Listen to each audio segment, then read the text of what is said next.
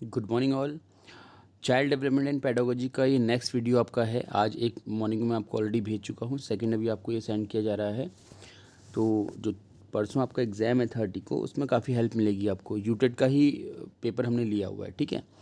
तो पहला क्वेश्चन इसमें है, सामाजिक सांस्कृतिक सिद्धांत का प्रतिपादन किसने किया है? Socio cultural theory was propounded by, तो आप जानती हैं वाइगोस्की इसका सही आंसर है, ठीक है। चलते हैं नेक्स्ट क्वेश्चन की तरफ। ये वाइगोस्की इसका आंसर हो गया। एक और बात जान लेते हैं, वाइगोस्की के सिद्धांत में, सिद्धांत क्या है? संज्ञानात्मक विकास का सिद्धांत है, जो कि वाइगोस्की ने सोशो कल्चरल बेसिस पे दिया हुआ है, ठीक है। इस सिद्धांत में वाइगोस्की ने ZPD, ठीक है, जोन ऑफ प्रॉक्सिमल डेवलपमेंट का जो कंसेप्ट है वो समझाया हुआ है। ZPD क्या होता है और किस तरीके से काम करता है, ये सब कुछ डिस्कशन ऑलरेडी हो चुका है वीडियो में, तो आप चाहें तो प्रीवियस वीडियो हमारी देख सकते हैं वाइगोस्की की। समावेशी शिक्षा में किस प्रकार के छात्र शामिल होते हैं? Which type of students are included in inclusive education. देखिए, समावेश मतलब होता है जहाँ पर हर किसी को शामिल किया जाए, ठीक है। इंक्लूज़न आप जानते ही हैं, ठीक। तो इंक्लूज़न में क्या है, हर तरह का बच्चा होना चाहिए, चाहे वो सक्षम हो, चाहे अक्षम हो, चाहे वो आपका गिफ्टेड हो जाए, ठीक। तो अब यहाँ पर ये उत्तर दे रहा है, देखिए ऑप्शन देखिए, केवल विशिष्ट छात्र नहीं, सामान्य और विशिष्ट छात्र, बिल्कुल सही। तो ये आपका आंसर हो जाएगा जनरल एंड स्पेसिफिक स्टूडेंट्स। तो ये सब आपके इंक्लूज़न के अंदर आ जाते हैं, ओके। आगे बढ़ते हैं। समावेशीकरण की सफलता के लिए आवश्यक है, क्या आवश्यक है? सक्सेसफुल इंक्लूजन नीड्स, ठीक है। क्षमता का निर्माण करना, बिल्कुल।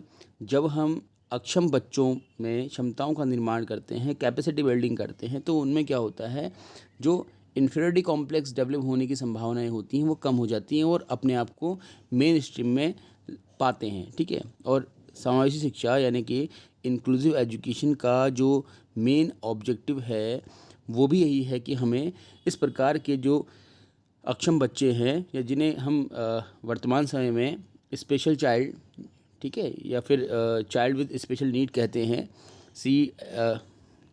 एक minute, child with special need, CWSN, इसका फुल फॉर्म भी पूछा आता तो मैंने लिख दिया आप लोगों के लिए। तो CWSN वाले जो बच्चे होते हैं, यानी कि एक प्रकार से इनको अक्षम कह सकते हैं आप, ठीक है। ऐसे बच्चों में आप क्या करते हैं, शिक्षकों द्वारा या फिर वातावरण निर्माण करके क्षमता का निर्माण करते हैं। यहाँ पर अभिभावकों की भागीदारी बहुत इंपॉर्टेंट हो जाती है, अभिप्रेरणा, ठीक। तो किसी भी प्रकार के समावेशीकरण के लिए ये तीनों ही बहुत ज़रूरी हैं, इसलिए इसका उत्तर जो है वो आपका उपरोक्त सभी हो जाएगा। All of the above will be the right answer, okay. आगे बढ़ते हैं। मानसिक मंदता यानी कि कंसेप्ट ऑफ मेंटल, देखिए आप 3 क्वेश्चन कंटिन्यूसली आपके इसी टॉपिक से आ गए हैं। कंसेप्ट ऑफ मेंटल रिटार्डेशन, तो रिटार्डेशन मतलब क्या होता है आप जानते ही हैं, औसत औसत मानसिक योग्यता, औसत से कम मानसिक योग्यता या औसत से अधिक मानसिक योग्यता। तो डेफिनेटली वैसे तो आप IQ आपने पढ़ा होगा, इंटेलिजेंस आपने पढ़ा होगा। इंटेलिजेंस का जो एक डिस्क्रिप्टिव टेबल दिया है, किसने दिया है, इसको आप कमेंट बॉक्स में आंसर करिएगा कि IQ, 3 क्वेश्चन पूछता हूँ आपसे। IQ ये जो टर्म है ये किसने कॉइन किया है, साथ में इसका जो डिस्क्रिप्टिव यानी कि व्याख्यात्मक सारणी है वो किसने दी है, दोनों के नाम आप अगर चाहें तो कमेंट बॉक्स में कमेंट कर सकते हैं, ठीक है। आपको याद होना चाहिए, कल के परसों के एग्जाम के लिए बड़ा इंपॉर्टेंट आपको हो जाता है, ठीक। तो उस डिस्क्रिप्टिव टेबल में ये बताया गया है कि 90 से लेकर के लगभग 110 तक जो बच्चे होंगे जिनका IQ होगा, उनको हम सामान्य की श्रेणी में रखेंगे, राइट। अब सामान्य से ऊपर के बच्चे जो हैं उनको हम बोलते हैं क्या, औसत से अधिक, जो कि 110 से 120 में आते हैं। सामान्य से कम यानी कि औसत से कम मानसिक योग्यता वाले हो जाते हैं। तो मेंटल रिटार्डेशन जो है वो इस कैटेगरी में तो नहीं दिखाई दे रहा है, तो इसका उत्तर हो जाएगा आपका क्या, उपरोक्त में से कोई नहीं, ठीक है। अब यहाँ पर मैं आपसे एक बात कहना चाहूँगा, उस पर ध्यान दीजिएगा आप, ठीक, कि भले ही यहाँ पर इन्होंने ये ऑप्शन में ऐसा कोई पर्टिकुलर आंसर नहीं दिया हुआ है, राइट, लेकिन हो सकता है कि आप लोगों के एग्ज़ाम में IQ के फॉर्म में वो आंसर दे। तो IQ में अगर आंसर दिया आएगा तो 60 या 50 से कम जो इंटेलिजेंस क्वोशेंट होता है उसको हम मेंटल रिटार्डेशन में रखते हैं। ठीक है, याद रखना है औसत से कम मानसिक योग्यता वो कह रहा है। औसत से कम मानसिक योग्यता को हम मेंटल रिटार्डेशन नहीं कह सकते हैं। मेंटल रिटार्डेशन का मतलब है कि जिस बच्चे पर की बुद्धि को अब बिल्कुल नहीं बढ़ाया जा सकता है। ठीक है, ये बात आप ध्यान रखिएगा। एक अध्यापक के लिए अनिवार्य है कि एक मिनट, एक अध्यापक के लिए अनिवार्य है कि उसे अधिगम के सिद्धांतों का भली भांति ज्ञान हो। क्योंकि अच्छा, किसी भी टीचर के लिए लर्निंग थ्योरीज को पढ़ना क्यों इम्पोर्टेंट होता है? आप लोग भी पढ़ते हैं बीएड में, आप देखते हैं कि आपके टीचर्स बहुत ज़्यादा फोकस करते हैं कि आप लर्निंग थ्योरीज को पढ़िए, उनको सीखिए, उनका इवन दो उनका सिग्निफिकेंस यानी कि इम्प्लीमेंटेशन जो है वो कैसे होगा उस पर हमें काम करना होता है। ठीक, तो सबसे पहले तो लर्निंग थ्योरीज जो भी आपके सिलेबस में है उनके फटाफट आप कमेंट बॉक्स में नेम और साथ में किसने वो दी है ये लिखिए, ताकि एक आपका रिवीजन हो सके। इससे अध्यापक को अध्येताओं की आवश्यकताओं को जानने में सहायता मिलती है। It helps the teacher to know the needs of the learner. बिल्कुल मिलती है। इससे अध्यापक को अध्येताओं की अभिवृत्तियों और अभिरुचियों को समझने में सहायता मिलती है। It helps the teacher to understand the attitude and interest of the learner. बिल्कुल। इसके बाद इससे अध्यापकों को अध्येता के व्यक्तित्व के बारे में पता चलता है। It helps teacher to know the personality of student. Personality को जानने के लिए तो लर्निंग थ्योरीज नहीं चलती हैं। ठीक है, इसका बहुत बड़ा रोल नहीं है। हालांकि साइकोलॉजी के जो कंसेप्ट हैं वो आपस में इंटररिलेटेड होते हैं, बट बात करें तो शुरुआत के दोनों ही ऑप्शन जो हैं इसके अकॉर्डिंग करेक्ट हैं। चलते हैं आगे। इससे कक्षा अनुशासन सुनिश्चित होता है। कक्षा अनुशासन सुनिश्चित होगा, बिल्कुल। क्यों होगा मैं आपको बता देता हूँ। देखिए, कक्षा में अनुशासन कब ब्रेक होता है, या कहें कि कब कक्षा को हम कह सकते हैं कि डिसिप्लिन नहीं होती है। टीचर पढ़ा रहा है, बच्चों को समझ में आ नहीं रहा है, तो जिनको समझ में नहीं आएगा वो क्या करेंगे, वो उनका जो ध्यान है वो क्या होगा, डाइवर्ट हो जाएगा, मतलब अटेंशन नहीं दे पाएंगे। तो जब अटेंशन नहीं दे पाएंगे तो वो शैतानियाँ करेंगे।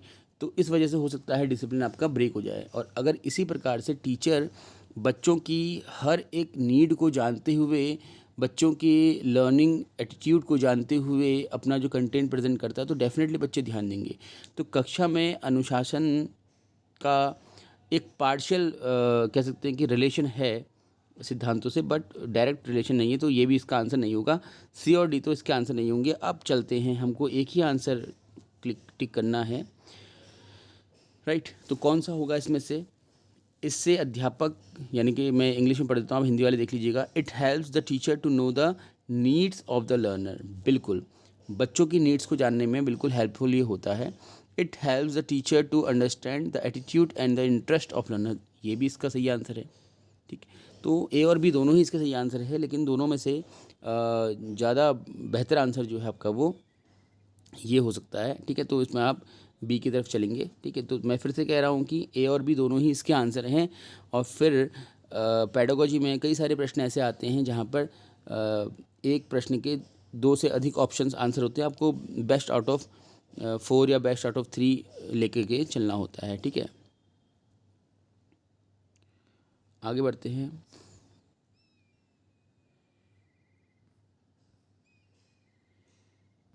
और फिर से इसका आंसर आपका ए और बी में से कोई भी हो सकता है, मैं दोबारा कह देता हूँ। ठीक है, लेकिन क्योंकि दोनों में से बेहतर आंसर जो है वो बी लग रहा है, इसलिए मैंने बी पे टिक किया हुआ है। अब कई आप लोग में ये ना डाउट हो जाए कि नहीं इसका आंसर ए ही होना चाहिए था।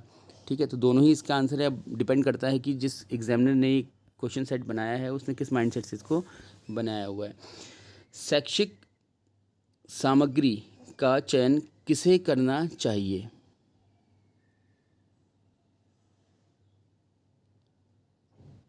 अध्यापक को, विभागाध्यक्ष को, संस्थान के प्राचार्य को, या विशेषज्ञों की एक समिति को? Who should select the instructional material? तो कौन करता है? आपने माइक्रो टीचिंग की होगी या फील्ड टीचिंग की होगी, तो जब भी आप कोई कंटेंट पढ़ाने जा रहे थे तो टीचिंग लर्निंग मटीरियल एड जो होते हैं ना, जिसको हम TLM कहते हैं, उसका सिलेक्शन कौन कर रहा था? उसका सिलेक्शन आप ही तो कर रहे थे, तो टीचर ही इसका सिलेक्शन करता है। ओके, ठीक है, तो इसका आंसर हो जाएगा आपका अध्यापक। विद्यालयी जीवन का मुख्य उद्देश्य होना चाहिए, main M of schooling should be, क्या होना चाहिए बताओ? हम बात कर रहे हैं मुख्य उद्देश्य की। मुख्य उद्देश्य का मतलब होता है आपका व्यापक उद्देश्य। दो तरह के उद्देश्य होते हैं, एक होता है गौण, ठीक है, सेकेंडरी, और एक होता है आपका व्यापक यानी कि ब्रॉड, है ना, या जिसको हम मुख्य भी कह देते हैं। तो मुख्य उद्देश्य जनरली आप लोग ने पढ़ा होगा अच्छे से, तो कई बार आपने गांधी जी का कोटेशन पढ़ा होगा कि सर्वांगीण विकास को मुख्य उद्देश्य मानते हैं। तो आप देखिएगा इन चारों ऑप्शन में से कौन सा ऑप्शन ऐसा है जो बच्चों के एक से अधिक पक्षों के विकास की ओर लेके जा रहा है। तो उच्च उत्तीर्ण प्रतिशत, हाई पास परसेंटेज तो नहीं होता, ठीक है, ये तो बहुत नैरोवर हो गया, क्योंकि आप बहुत अच्छा परसेंट ले आएंगे उससे कोई बहुत बड़ा फ़ायदा नहीं होने वाला। हाँ, बस एक आप कह सकते हैं कि थोड़ा सा पोजीशन अच्छी मिल जाती है, सेटिस्फेक्शन मिलता है, दैट्स इट।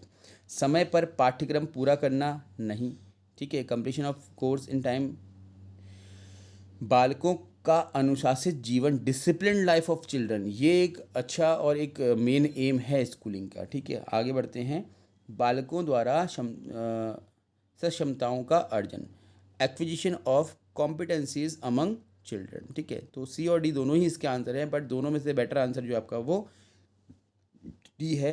अब डी क्यों है, ठीक है, डी का मतलब क्या है, सक्षमताओं का मतलब क्या होता है, कॉम्पिटेंसीज का मतलब होता है कि बच्चा अपने लाइफ सर्वाइवल में जो भी प्रॉब्लम्स आएंगी, जो भी कठिनाइयाँ आएंगी, उसको खुद से दूर करने में सक्षम हो पाएगा।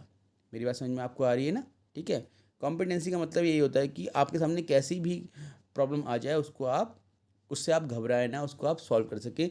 तो बच्चों में हम जनरली स्किल्स डेवलप करते हैं ताकि बच्चे इसलिए मतलब इस लायक बन सकें या कैपेबल हो सकें।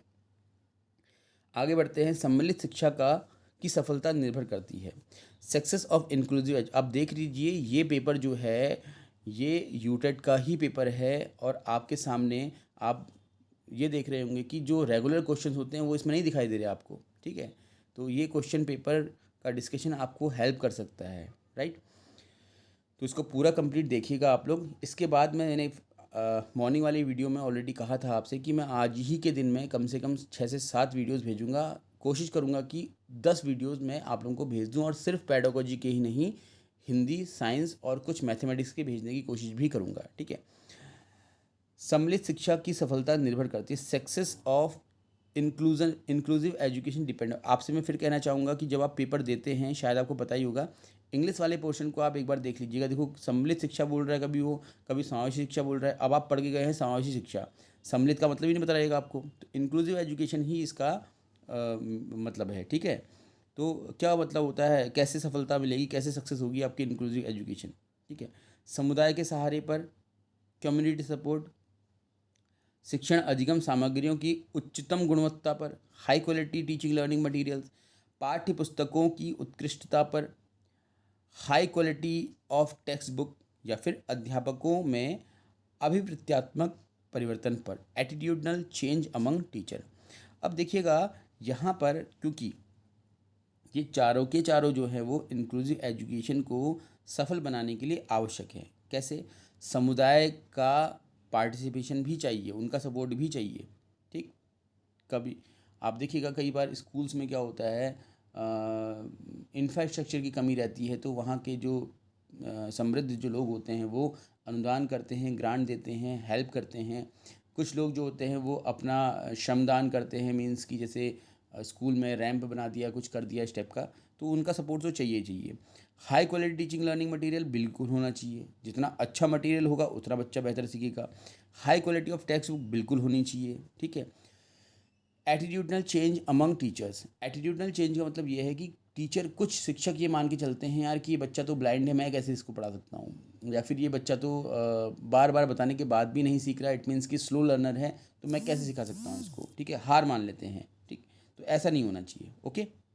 तो टीचर्स में अगर ऐसी एटीट्यूड है कि मैं इस प्रकार के बच्चों को जो कि स्पेशल नीड वाले हैं मैं टैकल कर ही नहीं सकता हूँ, तो वो नहीं सिखा पाएगा। तो और आप जानते भी हैं, किसी भी प्रकार के शैक्षिक वातावरण के लिए सबसे आवश्यक अगर है तो मतलब आप जानते हैं ना, आपने पढ़ा होगा, ठीक है, 3 पोलर थ्योरी या फिर 3 पोलर कंसेप्ट जो होता है, जिसमें हम टीचर, स्टूडेंट एंड करिकुलम, कोई करिकुलम बोलता है, कोई कम्युनिटी बोलता है ना। यहाँ पर क्या होता है, जॉन डीवी ने दिया हुआ है, आपने पढ़ा ही होगा, आप बीएड किए हुए हैं। तो इन सब में जो टीचर है उसका रोल सबसे ऊपर माना जाता है, ठीक है। तो इस वजह से इन चारों ही, जो कि चारों ही चारों ऑप्शन क्या है वो बिल्कुल सही हैं इस प्रश्न के अकॉर्डिंग।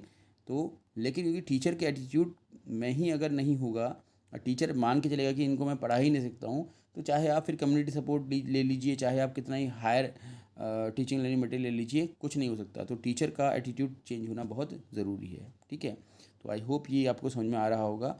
ठीक है, आगे बढ़ते हैं हम। कोई भी डाउट है तो आप नीचे कमेंट बॉक्स में डाल सकते हैं, और बाकी जो हमारे छात्र हैं उनके पास मेरा फ़ोन नंबर है ही, आप मुझे व्हाट्सएप के थ्रू भी क्वेश्चंस कर सकते हैं, डाउट्स वगैरह। बालिकाओं की शिक्षा को प्राथमिकता दी जानी चाहिए, क्यों दी जानी चाहिए भाई? अब ये क्वेश्चन आपका आ गया है कहाँ से?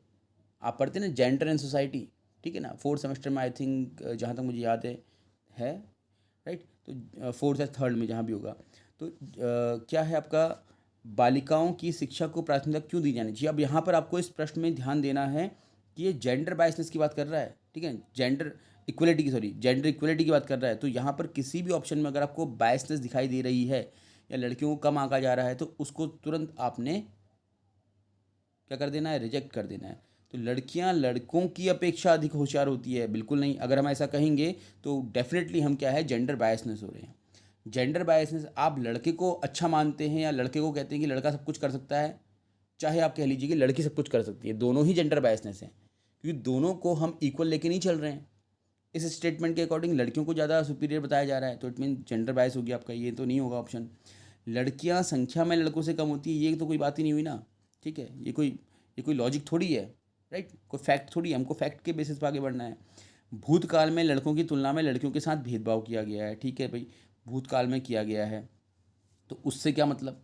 ठीक, आप ये सोचिए कि आपकी फैमिली में, जिस फैमिली में आप रहते थे, जहाँ पर आप पले बड़े हैं, आपके पेरेंट्स के जो बच्चे हैं, उनमें अगर आप लड़की हैं और आपके साथ भेदभाव किया गया है पढ़ाने में, तो क्या आप बड़े होकर के अपनी लड़की को पढ़ाएंगी और लड़के को नहीं पढ़ाएंगी?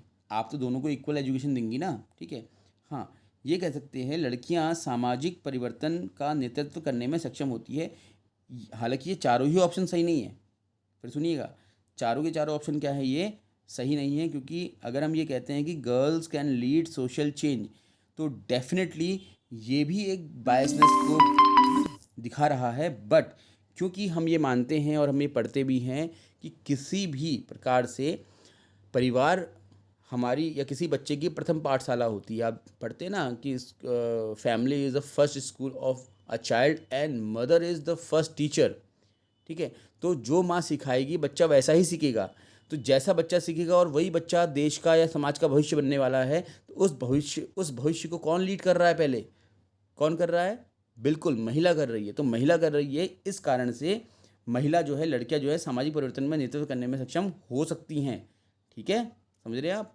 तो डी इसका आंसर हो जाएगा। क्लियर है? तो मुझे लगता है कि अभी ये जो क्वेश्चन हैं हमारे, आपको समझ में आ रहे होंगे। ये एक लास्ट क्वेश्चन आपके यहाँ डिस्कस कर देता हूँ मैं, इसके बाद फिर नेक्स्ट वीडियो बनाता हूँ आप लोगों के लिए, उसको देखिएगा आप, क्योंकि एक वीडियो बहुत लंबा होने पर बच्चों की शिकायतें आती हैं कि बोरिंग हो जाता है। तो ठीक है, हालांकि बोरिंग होता नहीं है, आप अगर इंटरेस्ट आता है तो इंसान 1 घंटे तक कोई वीडियो देख सकता है। फिर से कोई भी क्वेश्चन में डाउट होता है तो आप तुरंत कमेंट बॉक्स में डालिएगा, ठीक है, बिना किसी झिझक के। जो पुराने स्टूडेंट्स हैं वो डायरेक्ट कांटेक्ट करिएगा, क्योंकि एग्ज़ाम 30 को है और 30 से पहले अगर आप ये 5-7 वीडियो कर लेंगे तो मुझे लगता है कि पूरा रिवीजन आपका बढ़िया से हो जाएगा। मनोविश्लेषणात्मक प्रणाली के जन्मदाता कौन है? Who is the father of psycho analytic? पहला क्वेश्चन मुझे लगता है या दूसरा क्वेश्चन आया होगा इस पूरी सेट में 10 क्वेश्चन में से, कि जो फैक्चुअल क्वेश्चन है, बाकी सब आपके दिमाग लगाने वाले क्वेश्चन थे। ठीक है, याद रखना इस बात को। तो ये पेपर थोड़ा सा अच्छा बना हुआ है आपका। तो सिगमंड फ्राइड इसका आंसर है। आप जानते हैं कि सिगमंड फ्राइड को मनोविश्लेषणवाद का जन्मदाता कहा जाता है। ओके, फिर आगे बढ़ते हैं हम। विद्यार्थियों की शिक्षा में किसकी भूमिका महत्वपूर्ण होती है? तो ये तो आप लोग जानते ही हैं कि हेरिडिटी और इन्वायरमेंट दोनों ही इसका आंसर हो जाएगा। क्यों हो जाएगा आंसर? देखो, अब यहाँ पर जो व्यवहारवादी है वो वातावरण को ज़्यादा महत्व देते हैं, लेकिन आप लोग जो पेपर देने वाले हो वो व्यवहारवादी के अनुसार थोड़ी देने वाले हो। ठीक है, आनुवांशिकता से बच्चे को इंटेलिजेंस मिलती है। ठीक है, अब इंटेलिजेंस जितनी होगी बच्चे की एजुकेशन में, उतना ही वो उसको हेल्प करेगी। दूसरी बात, आनुवांशिकता से बच्चों को ब्लड डिजीज़ मिलती हैं, आप जानती हैं। तो अगर बच्चा जितना स्वस्थ होगा, क्योंकि स्वास्थ्य जो है वो आनुवांशिकता से भी मिलता है, ये जो बायोलॉजी के स्टूडेंट है वो बेटर जानते हैं, इवन दो सभी जानते हैं आज की डेट में। उसका भी अपना रोल है, किसका? हेरिडिटी का। और वातावरण का तो रोल होता ही है। अगर मैं कहूँ कि इन्वायरमेंट का रोल थोड़ा सुपीरियर है तो कुछ गलत नहीं होगा, बट यहाँ पर आंसर है बोथ द अबव। ठीक है, चलिए आगे बढ़ते हैं। संज्ञानात्मक विकास का तात्पर्य, कॉग्निटिव डेवलपमेंट मीन्स, क्या होता है संज्ञानात्मक विकास? संज्ञान क्या है? मेंटल प्रोसेसिंग को हम बोलते हैं, जो मानसिक आपके क्रियाकलाप होते हैं उनको हम संज्ञान कह देते हैं। ग्रहण की गई संवेदी सूचनाओं का रूपांतरण, transformation of received sensory information बिल्कुल होता है। ठीक है, जिसको डाउट होगा तो इसी चैनल में जीन प्याजे के 5-7 वीडियो पड़े हुए हैं, उनको देख लीजिएगा, बहुत बढ़िया से आपको पूरा कॉग्निटिव डेवलपमेंट या कॉग्निशन जो है वो पूरा कंसेप्ट क्लियर हो जाएगा। ठीक है, ग्रहण की गई सूचनाओं का विस्तारण, एलाबोरेशन ऑफ रिसीव्ड इन्फॉर्मेशन बिल्कुल होता है। सूचनाओं का संग्रहण एवं पुनः प्रस्तुतिकरण, storage of recovery of information बिल्कुल, दोनों ये सब आपके इसके ऑप्शन हैं, तो उपरोक्त सभी इसका आंसर हो जाएगा। कैसे? देखो, कॉग्निशन मतलब होता है आपका क्या? Mental processing. जब आपने कोई नॉलेज एक्वायर की है और उसका अब आप यूज़ करने वाले हैं, तो वहाँ पर आपको मेंटल प्रोसेसिंग करनी पड़ती है ना। फॉर एग्जांपल, आपके हाथ में एप्पल है, अब एप्पल का यूज़ आपको पता है कि उसका सेंसरी क्या बोलते हैं, इन्फॉर्मेशन की बात कर रहा है, तो एप्पल का जो टच होता है वो कैसा होता है, आपने टेस्ट किया एप्पल का टेस्ट कैसा होता है, ये सब पता है आपको, समझ में आ रहा है ना। अब उसका यूज़ कर रहे हैं आप फर्दर, कभी कोई डिश चखी आपने, उसमें आपको एप्पल का टेस्ट आया एंड ऑल, जो भी कुछ है आपका इस तरह से, तो वहाँ पर हो रहा है आपका। ठीक है, एलोब्रेशन और रिसीव इन्फॉर्मेशन, जो भी इन्फॉर्मेशन आपको मिल रही है उसको आप फिर एलोब्रेट कर रहे हैं और जानने का प्रयास कर रहे हैं। ठीक है, यहाँ पर जैसे मैंने आपको अभी बोला थोड़ी देर पहले ऊपर वाले एक क्वेश्चन में कि मनोविश्लेषणवाद जो है वो सिगमंड फ्राइड ने दिया है। अब आप जानने का प्रयास कर रहे हैं कि सिगमंड फ्राइड कौन है, क्या है, आप गूगल सर्च कर रहे हैं, तो इट मीन्स वो गूगल सर्च जो आपका है कहीं ना कहीं उस तथ्य पर आधारित है जो आपके साथ डिस्कस किया गया है। जो रिसीव्ड इन्फॉर्मेशन है उसको आप एलोबरेट कर रहे हैं।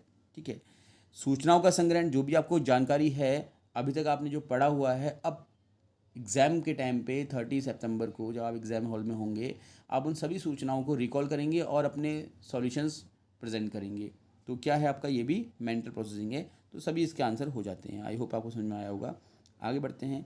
ठीक है, गर्भधारण से लेकर जन्म तक की अवस्था को क्या कहा जाता है? What is the stage called from conception to birth?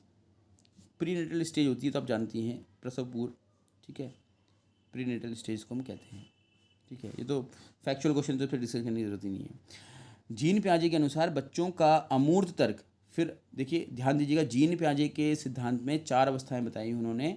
ठीक है, पहली आपके सेंसरी मोटर स्टेज, सेकंड है आपकी प्री ऑपरेशनल स्टेज, थर्ड है आपकी कॉन्क्रीट ऑपरेशनल, और फोर्थ आपकी फॉर्मल के अंदर ही आपका अमूर्त चिंतन या फिर क्या कहें एब्स्ट्रैक्ट थिंकिंग होती है। तो डेफिनेटली इसका जो आंसर है आपका ये औपचारिक यानी कि फॉर्मल ऑपरेशन स्टेज रहेगी, क्योंकि ये तो आपको पढ़ना ही पड़ेगा। और मैं कह चुका हूँ कि इस चैनल में सारे आपको वीडियोस मिल जाएंगे, थोड़ा आपको कष्ट करना पड़ेगा ढूंढने का, और बहुत सही से एक्सप्लेनेशन करने की कोशिश की गई है। और विशेष बात यह है कि फैक्चुअल वे में प्रेजेंट किया गया है। ठीक है, अननेसेसरी उसमें बातें नहीं जोड़ी गई हैं। ठीक, अब आते हैं हम व्यक्तित्व मापन की CAT विधि किसने दी है? तो चाइल्ड एपरसेप्शन टेस्ट, आप जानती हैं 3-4 टेस्ट आपको पढ़ाए जाते हैं, है ना। पर्सनैलिटी डेवलपमेंट के होते तो बहुत सारे हैं, जिनमें से रोड्सा का इंक ब्लॉक टेस्ट होता है आपका, है ना। मुरे का TAT है, थेमेटिक एपरसेप्शन टेस्ट, नीचे आप देख सकते हैं सेकंड वाले 16th वाले क्वेश्चन में। ठीक, इसके बाद इसी पर बेस्ड, TAT पर ही बेस्ड बेलाग का एक आपका टेस्ट है, इसको हम CAT कहते हैं, जो कि बच्चों के लिए बनाया गया है। ठीक है, तो ये इसका आंसर हो जाएगा आपका मिलाक। ठीक, इसका चलते हैं 16 क्वेश्चन की तरफ। तो TAT में कितने कार्ड होते हैं? आप जानती हैं कि इसमें 30 कार्ड होते हैं। ठीक है, तो ये थोड़ा सा देख लीजिएगा आप, जिसने नहीं पढ़ा है उसको तो पढ़ना पड़ेगा ही पड़ेगा, राइट। इसका भी वीडियो मेरा है सेपरेट, एक पर्सनैलिटी टेस्ट करके। अब वो इतना समय तो नहीं है कि आप सब कुछ पढ़ सकें, क्योंकि 2 दिन के अंदर आप सिर्फ क्वेश्चंस को ही देख लीजिए, वही आपके लिए इनफ हो जाएगा। ऐसे ही अगर बात करें हम रोड्सा के इंक ब्लॉक टेस्ट में, तो उसमें क्या होता है आपका 10 टेस्ट होते हैं। अच्छा, ये 30 टेस्ट में से क्या होते हैं मैं थोड़ा बता देता हूँ आपको, कहीं पूछ दिया आपसे तो। 30 में से 10 होते हैं आपके मेल के लिए, 10 होते हैं फीमेल के लिए, और बचे हुए 10 होते हैं आपके जिसमें मेल और फीमेल दोनों ही आ जाते हैं। ठीक है, ये सिर्फ मेल के लिए हो गया, ये सिर्फ फीमेल के लिए हो गया, ये मेल फीमेल दोनों हो गया। अब देखो आपसे प्रश्न पूछ सकता है कि टीएटी के अंतर्गत फीमेल के लिए कितने कार्ड होते हैं। तो देखो फीमेल के लिए 10 कार्ड तो यहाँ सेपरेट हैं, 10 कार्ड यहाँ भी हैं, तो 20 कार्ड हो गए। समझ में आ रहा है ना। अगर सिर्फ मेल पर करना होगा टेस्ट तो भी 20 कार्ड चलेंगे, सिर्फ फीमेल पर करना होगा तो भी 20 कार्ड ही चलेंगे।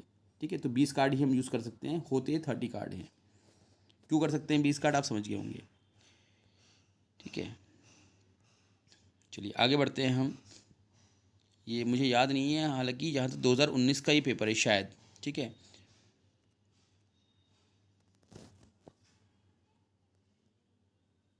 चलिए नेक्स्ट क्वेश्चन देख लीजिए आप। निम्नलिखित में से कौन सा वृद्धि और विकास का सिद्धांत नहीं है। अब वृद्धि और विकास कौन नहीं पढ़ा, सबने पढ़ा होगा आप लोगों ने, ग्रोथ एंड डेवलपमेंट। ठीक है, तो आप जानते हैं कि ग्रोथ एंड डेवलपमेंट, मैं इंग्लिश में पढ़ दे रहा हूँ, हिंदी वाले यहाँ देख लीजिएगा।